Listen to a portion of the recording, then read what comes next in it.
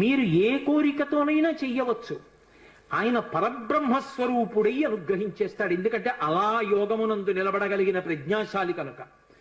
శ్రీరామాయణంలో ఒక చమత్కారం ఉంది, దాని పేరే రామాయణము. రాముడితో మిగిలిన వ్యక్తులందరూ నడుస్తారు. అసలు రాముడు కనిపించని కాండ ఉండదు సుందరకాండ వినా. సుందరకాండలో రాముడు కనపడకపోయినా రామ కథ 1కి 10 మార్లు చెప్పబడుతుంది.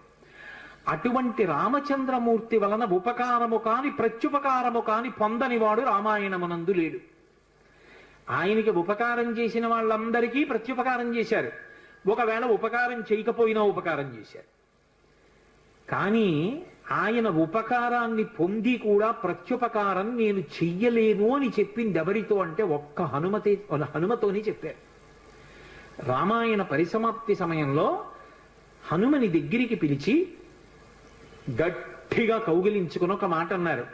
మదంగే జీర్ణతాం యాతు యత్వయోపకృతం కపేహి నరహ ప్రత్యుపకారాణం అపత్సాయ అతిపత్రతాం అన్నారు.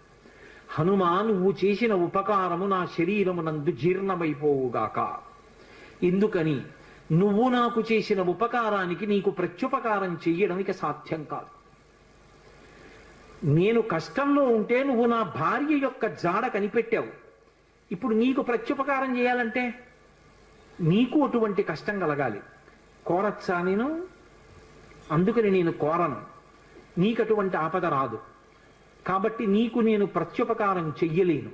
నీవు చేసిన ఉపకారము నా శరీరమునందు జీర్ణమైపోవుగాక అని కౌగలించుకున్నారు. హనుమ ఒక్కరు తప్ప రామాయణం మొత్తం మీద ఈ స్థితిని పొందిన వారు వేరొకరు లేరు.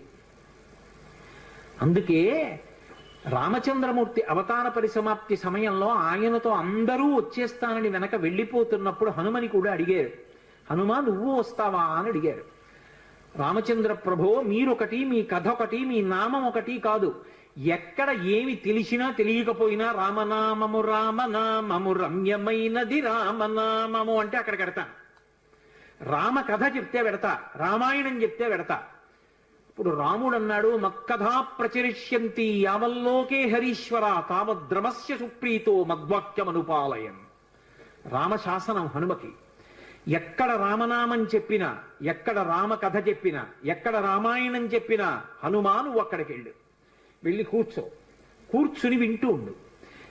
హనుమ సభలోకి వచ్చారు అంటే సభలో ఉన్న వాళ్ళందరికీ మంగళమే. నన్ను నమ్మండి, చచ్చిపోయేవాడు కూడా బతుకుతాడు. హనుమ దర్శనం అంత గొప్పది. ఆయన దర్శనం చేస్తే చాలు. నిన్నను మీతో చెప్పా, సంధ్యాకాల దర్శనంతో సమానం. ఉపద్రవాలు కూడా తొలగిపోతాయి. అంత శక్తివంతం హనుమద్ దర్శనం అంటే. అటువంటి హనుమ సభలోకి ప్రవేశిస్తారు, ప్రవేశించి అనుగ్రహిస్తారు. ఎందుకని అంటే పైన రామశాసనం ఉంది. ఇదే మహానుభావుడు తులసీదాస్ గారి జీవితంలో జరిగింది. తులసీదాస్ గారు ప్రతిరోజు గంగానదిలో స్నానం చేసి చెంబుతో కాసిన నీళ్లు తీసుకొచ్చి రావి చెట్టు మొదట్లో పోసి రావి చెట్టు కింద కూర్చుని తపస్సు చేస్తుండేవారు. ఆ రావి చెట్టు మొదట్లో గంగ నీళ్లు పోస్తుంటే గంగాజలం తగిలిందో ఏమో ఒక బ్రహ్మరాక్షసుడు పైనుంచి కిందకి దిగాడు. బ్రహ్మరాక్షసుడంటే ఎవరు అనుకుంటారేమో, వేదం చదువుకుని కూడా దొంగతనాలు లాంటివి చేసి బ్రతికిన వాళ్ళు బ్రహ్మరాక్షసులు అవుతారు. పతంజలి చరిత్రలో చెప్తారు. కాబట్టి అటువంటి బ్రహ్మరాక్షసుడు క్రిందకి దిగి అన్నాడు, నువ్వు నాకు మహోపకారం చేశావు. ఎప్పటి నుంచో ఈ చెట్టు మీద పడి ఉన్నాను. నువ్వు గంగాజలాన్ని తెచ్చి ఈ చెట్టు మొదట్లో పోసినప్పుడు గంగాజల స్పర్శ చేత నా పాపం శమించింది. నేను సాధారణ రూపాన్ని పొందాను. నీకు నేను ప్రత్యుపకారం చెయ్యాలనుకుంటున్నాను. నీవు రామదర్శనం కోసం పరితపిస్తున్నావు. నీకు రామదర్శనం కావాలి అంటే చేయించగలిగిన వారు హనుమ ఒక్కరే. హనుమ రోజు వస్తుంటారు. ఎక్కడికొస్తారో తెలుసా? ఎక్కడెక్కడ రామనామం జరుగుతుందో, ఎక్కడెక్కడ రామనామం ప్రస్తావనకు వస్తుందో, ఎక్కడెక్కడ రామ కథ చెప్పబడుతుందో అక్కడ ఉంటారు. కాశీలో హనుమాన్ ఘాట్లో ఒక వ్యక్తి రోజు రామాయణం చెప్తున్నాడు. అక్కడికి వచ్చి కూర్చుంటారు. ఎలా గుర్తుపడతావో తెలుసా? అందరికన్నా ముందు సభలోకి వస్తారు. అందరికన్నా ఆఖరణ కళ్ళ నీళ్ల పెట్టుకుని ఒక్కడు తలదించుకుని నడిచి వెళ్ళిపోతూ ఉంటాడు. నువ్వు గుర్తుపట్టి వెంట వెళ్ళు అన్నారు. అప్పుడు ఆ రూపంలో వెళ్ళారు. అన్ని వేళలా అలా వెళ్ళరు, ఏ రూపంలోనైనా వెడతారైనా. కాబట్టి తులసీదాస్ గారు హనుమాన్ ఘాట్కి వెళ్ళి కూర్చున్నారు. అందరికన్నా ముందు ఒక వ్యక్తి వచ్చాడు రామాయణం వినడానికి. అందరూ వెళ్ళిపోయిన తర్వాత తల ఉంచుకుని కన్నులమ్మట నీరు కారుతుండగా వెడుతున్నాడు.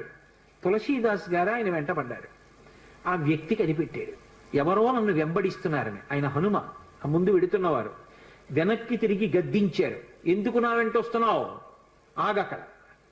కాదు, నాకు రామదర్శనం కావాలి, నీ వల్లే జరగాలి. వెళ్ళి కాళ్ళ మీద పడ్డారు. కాళ్ళ మీద పడితే ఆయన ఒక స్థలాన్ని చెప్పారు, అక్కడ కూర్చుని నువ్వు జపం చెయ్యి, తపస్సు చెయ్యి, నీకు రామదర్శనం అవుతుందన్నారు. తులసీదాస్ గారు కూర్చుని తపస్సు చేస్తున్నారు. తపస్సు చేస్తుంటే రామలక్ష్మణులు ఇద్దరూ రాజకుమారుల రూపంలో గుర్రాల మీద వచ్చారు. వచ్చి గుర్రాలు దిగి అరుగు మీద సేద తీరారు. ఎవరో రాజకుమారులని తులసీదాస్ గారు ఊరుకున్నారు. వాళ్ళిద్దరూ గుర్రం ఎక్కి వెళ్ళిపోయారు. హనుమ వచ్చారు, రామలక్ష్మణులు వచ్చారు, గుర్తుపట్టావా అన్నారు. ఎప్పుడు వచ్చారు అన్నారు.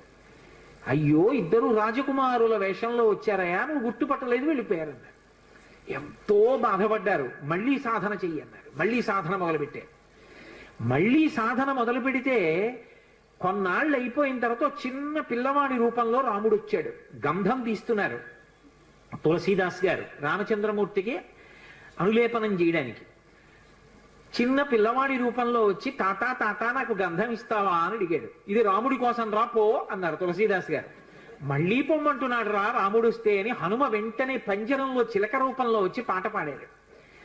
రాముడు బాలుడి రూపంలో వచ్చి తులసీదాస్ గారిని గంధం అడుగుతున్నాడు, గుర్తించలేని తులసీదాసు వెళ్ళిపోమ్మంటున్నాడు అని. అది విన్నటువంటి తులసీదాస్ గారు వెంటనే పిల్లవాడి కాళ్ళు పట్టుకుని పిల్లవాడి కాళ్ళ మీద పడ్డారు. పడగానే రామచంద్రమూర్తిగా దర్శనమిచ్చారు. దర్శనమిచ్చి, తులసీదాస్, నా పేరు మీద నువ్వు రామాయణాన్ని, దక్షిణ దేశంలో వాల్మీకి రామాయణం, దక్షిణ దేశం ఎక్కడైనా వాల్మీకి రామాయణం, కానీ నువ్వు ఇప్పుడు రామచరితమానస్ అన్న పేరు మీద రామాయణాన్ని రచించు. ఉత్తర భారతదేశంలో రామచరితమానస్కి ఎంత గౌరవం అంటే, మీరు ఆలయాల్లోకి వెళ్ళండి, వ్యాసపీఠాలు పెట్టి దాని మీద రామచరితమానస్ పెడతారు. గుళ్ళోకి వెళ్ళిన వాళ్ళు కనీసం ఒక్క శ్లోకమైన అందులోంచి చదువుకుని చక్కగా ఓ పువ్వు ఏదో పెట్టి నమస్కారం పెట్టి వస్తారు. రామచరితమానస్కి అంత గొప్ప. విచిత్రం ఏంటంటే హనుమాన్ చాలీసా, రామచరితమానస్ రెండు తులసీదాస్ గారి శరీరంతో ఉండగానే ప్రఖ్యాతి వహించేసాయి. అటువంటి తులసీదాస్ గారు ఎప్పుడూ రామనామం చెప్తుండేవారు. ఒకప్పుడు తులసీదాస్ గారు గంగ ఒడ్డున నిలబడి ఉన్నారు. ఒక ఆవిడ గబగబా వచ్చి ఆయన కాళ్ళ మీద పడి నమస్కారం చేసింది. ఎప్పుడూ అలవాటు మీద తులసీదాస్ గారు దీర్ఘసుమంగళీ భవ అన్నారు. అయ్యా, నన్ను దీర్ఘసుమంగళీ భవ అంటున్నారు, నా భర్త మరణించాడు, అదిగో చితి మీద పడుకోబెడుతున్నారు దహన సంస్కారానికి, మీ నోట వంట వచ్చిన మాట అబద్ధం కాకూడదు అందావిడ. నా నోట రావడం ఏమిటమ్మా, రాముడు పలికించాడు.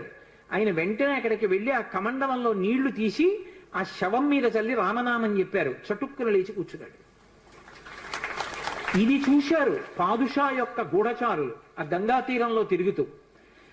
తులసీదాస్ గారి దగ్గర రకరకాలైనటువంటి విన్యాసాలున్నాయి, ఆయన ఏవైనా చెయ్యగలడని పాదుషాకి చెప్పారు. పాదుషా తులసీదాస్ని పిలిపించారు.